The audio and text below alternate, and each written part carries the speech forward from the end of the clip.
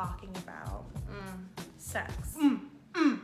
Let's talk about sex, baby. Let's talk about you and me. Let's talk about all the good things and the bad things that can be. Oh, I fucked up. There you go. That's all we got. Let's talk about like the shame part. Because growing up, we all got to talk in various different ways. We watched episodes of Big Mouth. I'm the shame wizard, of course. The shame wizard? The shame wizard! And there were some crazy episodes this past season that talked about the shame that comes with dealing with sex issues and feelings you don't understand as kids. And it had me thinking about my own experience. And it's actually the first time I've ever seen anyone talk about the shame part of it. Because growing up, you don't know what's going on. You don't know your body, you don't know the feelings you're having. And then I remember what I was told about sex. Who told you? Who was the person? All right, I have to have a sip first.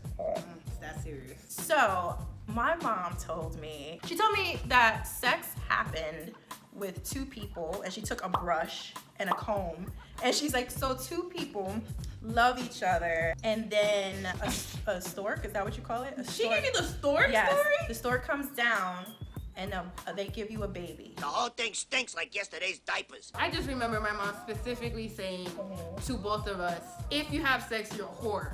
And so, off the bat, I was like, I don't want to be a whore, because I know whores are they're not good things. Yeah, they're not.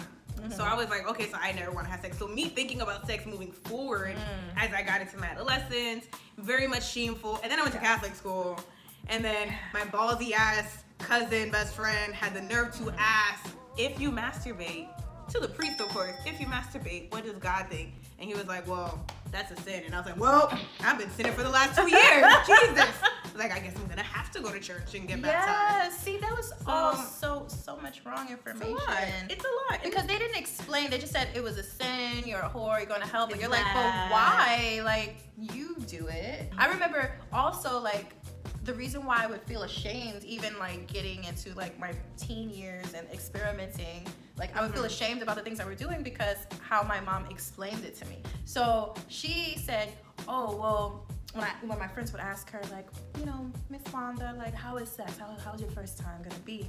And my mom would say, you're not missing anything. You know, he just takes his thing and he jams it in there. He goes, and then he falls asleep. Oh, Johnny. Oh, Johnny.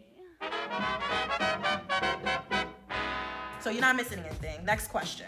And I'm like terrified. Like, that sounds disgusting and terrible. Far from the truth, though, in terms of falling asleep. Yeah, so that is true. But we were trying to find out, you know, like you fall in love and this sex is this, you know, it's gonna be this wonderful thing with someone you fall in love with. And she's like, nah, it's not all that. And I'm like, that ain't great. It's not great. And so all of these like negative conversations around sex growing up really like contributed to the shame that I would feel early on about sexual situations. It was never a healthy talk.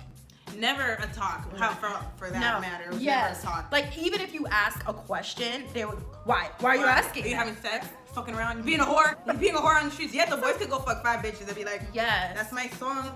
Yeah. They said me hijo, he's so safe. Look at that papi chulo. Yes. Yeah. They would celebrate that.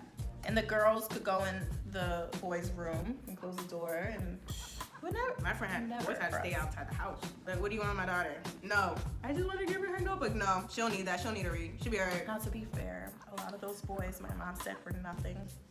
Ended up being true. They were nothing. All right, so I don't know. Tell us your first sex experience stories. The shame that came with it, and maybe some weird stories that your parents told you about sex. Yeah, let's break down the stigma, especially for our people, our people of color. We have to be able to talk about sex with the future generations, because it could be a very pleasant thing. It doesn't have to be what we see on TV, but it could be a real dialogue between our kids, our cousins. Yes. Sit the whole family down. Sit the whole family down. Let's talk about sex. Baby. You and me.